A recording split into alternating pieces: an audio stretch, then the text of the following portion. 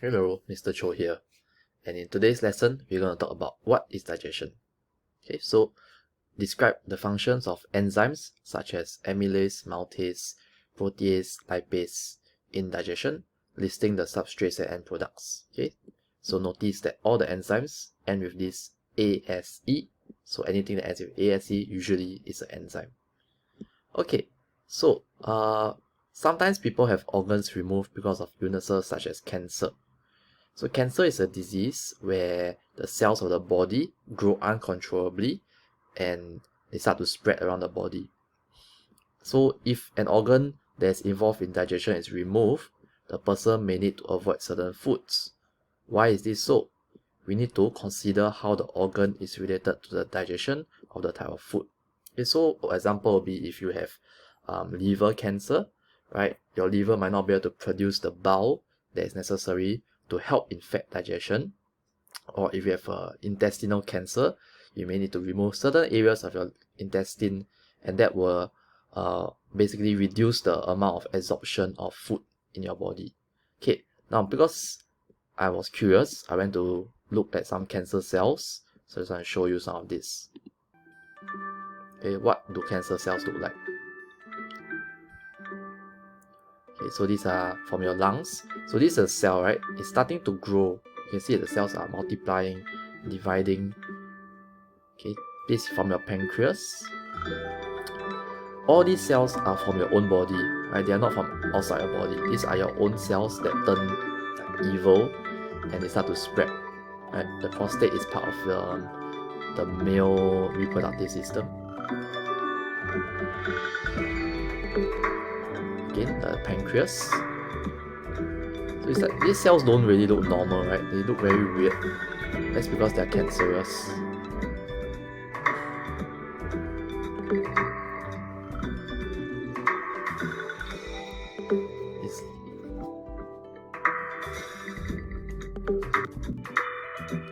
So various images of the prostate, the lung cancer. So this is a tissue. That's how to see that there are many cells starting to spread already. Skin cancer, right? So even our skin can get cancer, especially if we don't take care. Our skin is exposed to too much sun or too much damaging things. It can actually cause cancer in our skin. Alright. So let's talk about digestion. What is digestion? Digestion is the process whereby large food molecules are broken down into smaller, soluble molecules that can be absorbed into the body cells. Okay, so we must remember that our cells are very small, right? Tiny cells. They have a cell membrane that prevents large things from entering in. So only smaller and soluble molecules can enter into the body cells. Specifically, actually, it's our intestinal body cells, because that's where the absorption is happening in our body. Okay, so we need digestion to break up all this food, or break down all this food into small and soluble molecules. Okay, digestion is happens in two ways: physical digestion and chemical digestion. So physical digestion involves the mechanical breakup of food into small particles. This is like in the mouth, where you chew food by the action of the teeth and the tongue. So as you are chewing, you are grinding, you are basically breaking up the food into small little pieces. In the stomach, there is continual contractions and relaxations of the stomach, of the muscles in the stomach, and this is called churning, a churning action. This also breaks up the food particles and mixes them with digestive enzymes. Okay, so in our stomach, the food is also being smashed around, and from a big clump of food, it becomes smaller. In the small intestine, fats are also broken up into smaller fat molecules by bile salts. Okay, so all of this physical digestion, they don't involve any enzymes at all. Right, they are just physical methods, right? Grinding, churning, or this one is called emulsification. All these are just physical methods. Why do we do that? Why does our body do that? It's because physical digestion increases the surface area to volume ratio of the ingested food. so that digested enzymes can act on the food more effectively, right? So this basically means that if you have a big clump of food, your enzymes cannot digest that big clump of food effectively. But if you break it up into small different pieces, right, just like how, if you have a whole piece of food, right? Yeah, what am I saying? You need to basically break it up into smaller pieces so that the enzymes can work on it efficiently. Okay, so this is in contrast to chemical digestion. Okay, chemical digestion is the breaking down of the large molecules in food, such as proteins, starch, and fats, into small soluble molecules that can be absorbed. This figure shows how starch is digested how starch is digested into maltose by the enzyme amylase. Okay, so chemical digestion is anything to do with enzymes. This is an example. The enzyme is called amylase. You can find this in your saliva and in your pancreas. Okay, so how does it work? The enzyme will come along. It would bind to the substrate. Okay, the word substrate means the thing that the enzyme is binding to. Okay, the enzyme would break down the substrate into a product. The product here is called maltose. So starch is digested by amylase into maltose. Maltose is a simple sugar, right? It's basically two molecules of glucose that are combined together. That's called maltose. Okay, so what is the process that takes place in the mouth? Food in the mouth stimulates the salivary glands to secrete saliva, right? And in fact, you don't even need food in the mouth. Even if you just think about food or you smell food, your salivary glands can actually secrete saliva. The saliva is mixed with the food to soften it. And saliva will contain an enzyme called salivary amylase, which digests starch to maltose. The most optimum pH for salivary amylase is at pH 7, at which the enzyme is most active. Okay, so take note, the mouth pH is 7, so that's neutral pH. Chewing breaks the food up into smaller pieces. This increases the surface area to volume ratio for salivary amylase to work on. The tongue rolls the food into small slippery round masses or boli. Okay, it's just a ball of food. The boli are swallowed and passed down into the esophagus via the pharynx. Peristalsis in the walls of the esophagus pushes each bolus of food down into the stomach. Alright, so basically remember I was telling you about how the food can be squeezed and contracted down the esophagus. Yeah, that's this thing called peristalsis. Okay, now let's talk about the processes that take place in the stomach. So when the food has moved from the mouth through the esophagus and the stomach, now there's a whole different thing that's happening here. Firstly, the presence of food in the stomach stimulates the gastric glands to secrete gastric juice into the stomach cavity. Okay, so our stomach is here. There's a lot of glands, and these are cells that can produce liquids, right? The liquid being the gastric juice, and the gastric juice will enter into the stomach. There is peristalsis in the stomach wall that churns and breaks up food. Peristalsis also mixes the food well with gastric juice. Okay, so peristalsis is, this thing where it's moving around, it's shaking. That is what we can feel in our stomach when our stomach is churning. Gastric juice in the stomach contains hydrochloric acid. This is about pH 2. It also has mucus and the enzyme called pepsin, which is a protease. Okay, this enzyme, there are a few different enzymes that can digest proteins in our body. One of them is called pepsin. Okay, but in general, we call this group of enzymes as protease. So the hydrochloric acid will stop the action of salivary amylase by denaturing it.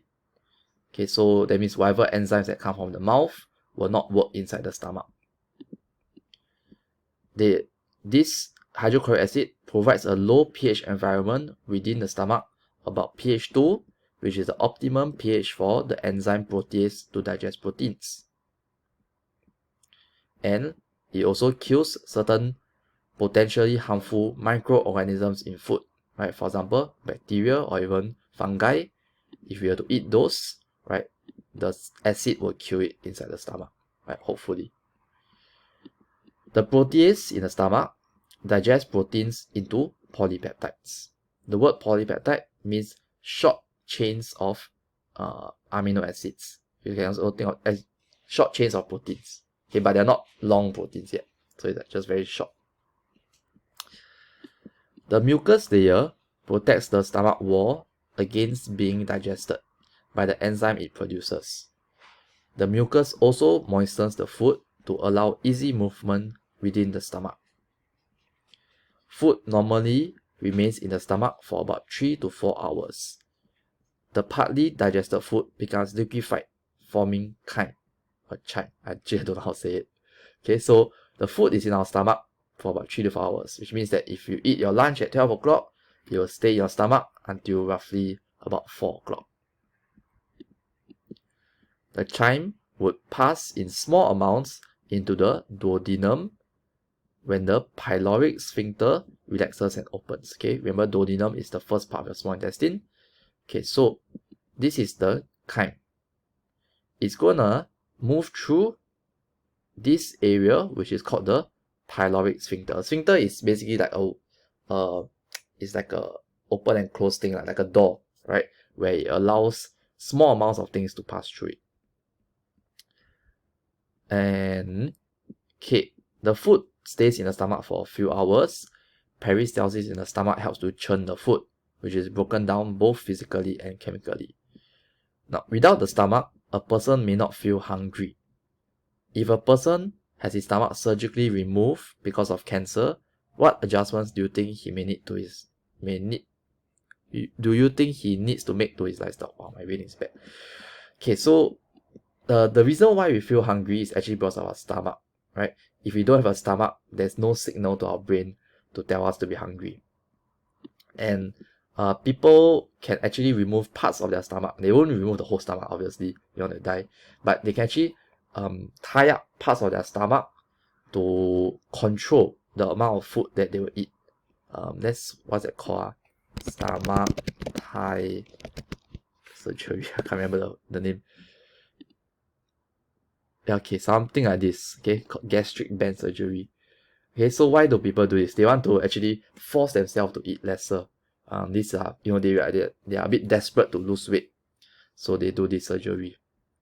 Of course, this can also happen if there's certain problems in the stomach, which they need to trim off certain sections of the stomach.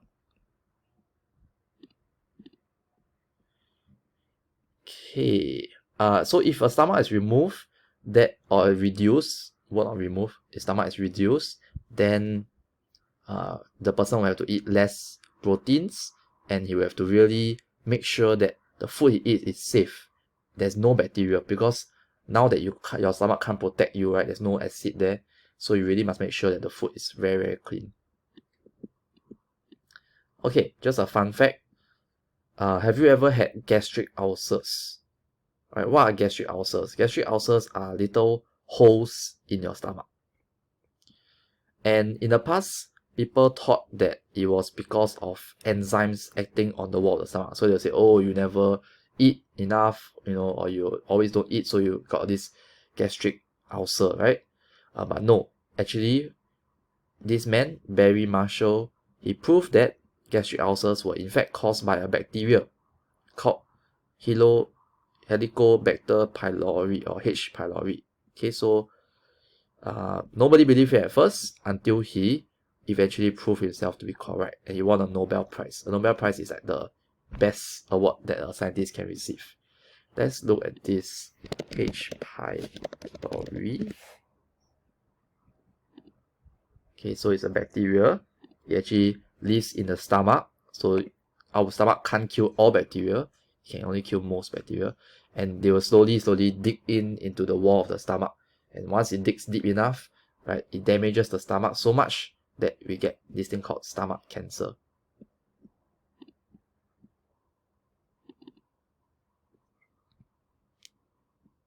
Okay.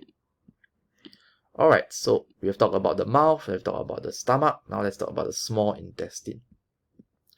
So when the chyme enters into the duodenum, it stimulates the pancreas to secrete pancreatic juice.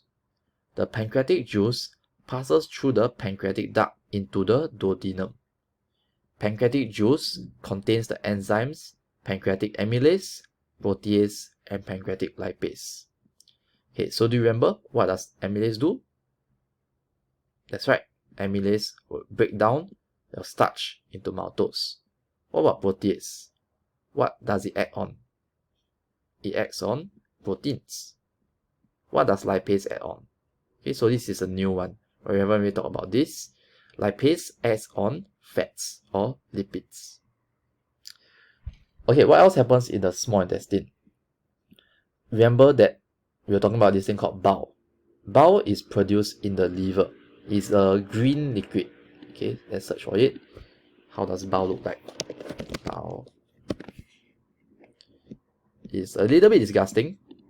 Okay, so it looks like this yellow green liquid. This is human bile, right? And what does it do? Okay, let's find out. Bile will pass through the bile duct into the duodenum. Bile does not contain enzymes, so it cannot digest food. But bile salts speed up the digestion of fats.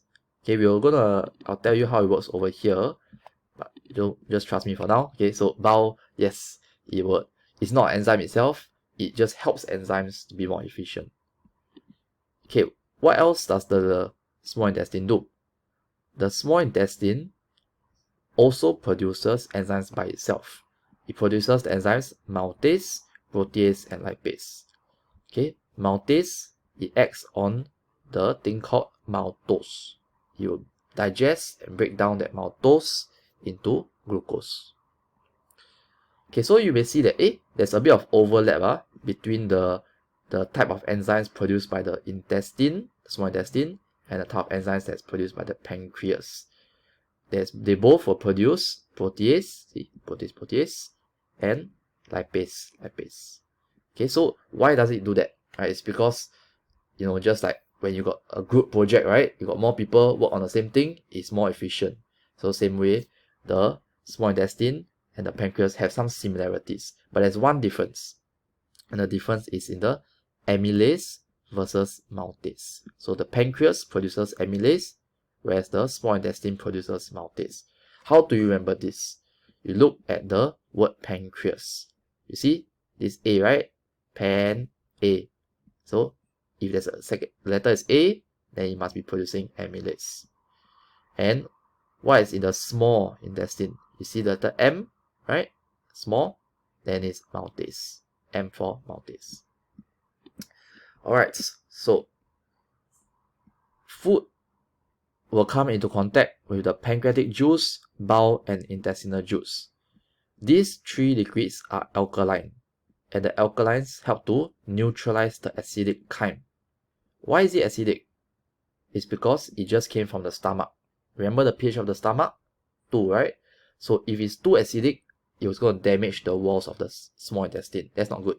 So your alkalines here, these three alkalines, will help to neutralize and increase the pH of the chyme so that it becomes back up to about pH 8. And so if it has a pH alkaline medium, pH 8, right, this is the best and the optimum pH for the pancreatic and intestinal enzymes. Okay, so let's look at this part. Okay, how are food being digested? Okay, so carbohydrates, right? Your bread, your pasta, all that kind of stuff, right? These contain starch, sucrose, or even cellulose, right? Cellulose is the parts of the plant, right? The dietary fiber from the plant. And carbohydrates are digested by carbohydrases such as amylase and maltase. Okay, so this is like a group name or category name. Inside this category, we have amylase, maltase. So carbohydrate digestion begins in the mouth. The salivary amylase in the mouth digests starch into maltose. Only a little starch can be digested because food doesn't remain for long in the mouth. Okay, so you're chewing pretty fast, right? You swallow pretty fast. So just a bit of starch is digested there. No digestion of carbohydrates occur in the stomach as there are no carbohydrates here. And furthermore, all the carbohydrates that came from the mouth are denatured in the acidic environment of the stomach. When carbohydrates enter into the small intestine, they are fully digested into simple sugars. For instance, starch is digested by pancreatic amylase into maltose, which is then further digested by maltase into glucose. So here, we have a long chain of starch. Remember that starch is basically just a huge bunch of glucose molecules that are attached together. This will then be digested by amylase into maltose, and then the maltose will be digested by maltase into glucose. So glucose is a single unit, maltose is 2 units, starch is many units of glucose. Okay, so the end result is that these simple sugars, right, this glucose, it can be digested and then it will be absorbed into the bloodstream. Okay, so it will be sucked through the, it will be absorbed through the cell membrane and then into the blood. Okay, cellulose, which is what we call as dietary fiber, is not digested in humans. Humans do not have the enzymes needed to digest cellulose. Only animals like cows have it. Okay, protein digestion. Proteins are digested by proteases. So some protein digestion begins in the stomach, where stomach proteases digest proteins into polypeptides. The undigested proteins that enter into the small intestine are digested by intestinal proteases to polypeptides. And the polypeptides are further digested into amino acids by the intestinal protease. Okay, so the end result is amino acids, and these amino acids can be absorbed into the cells. Okay, this is an example. Here we have a bunch of proteins. Right, protein is basically a long chain. Right, it's a big chain, big bunch of amino acids all tied up together. When it's digested in the stomach, it will form mainly into polypeptides. Then it's further digested by other proteases into amino acids. There are many different types of amino acids. They are represented by different shapes. It doesn't really matter, just draw different shapes, it's fine already. Okay, last thing, fat digestion. Fat digestion. Firstly, bile that is produced by the liver is stored in the gallbladder. It's released into the duodenum. In the small intestine, bile salts emulsify fats. Okay, so the key word here is emulsify. Emulsify is a very specific word. Is basically used only when you talk about bile. Okay, this part is basically this is how it works. It lowers the surface tension of fats, reducing the attractive forces between the fat molecules. This will cause the fat to break up into tiny fat droplets that are suspended in water, and this is what causes an emulsion. This is a physical breakup. There's no chemical digestion, there's no enzymes involved. So why emulsify? Emulsification increases the surface area to volume ratio of the fats and speed up their digestion by lipase later. Okay, so this is a big fat droplet. When you add the bile, remember this one that we just saw, put it with the big fat droplets, you're gonna get tiny fat droplets. And this is called emulsification. It's the breaking up of fats into tiny fat droplets. So these emulsified fats are then digested by lipases, right, either from the pancreas or from the intestine itself, into 3 fatty acids and 1 glycerol. Okay, so the end product of fat digestions are 3 fatty acids, 1 glycerol. Alright, so that summarizes almost everything of the enzymes. Okay, please take some time to read through this table, try and memorize it. Okay, these are all pretty important, especially for the pure biology. And then let's pause here, and then we'll continue the lesson in the next chapter. Okay, see ya, peace out.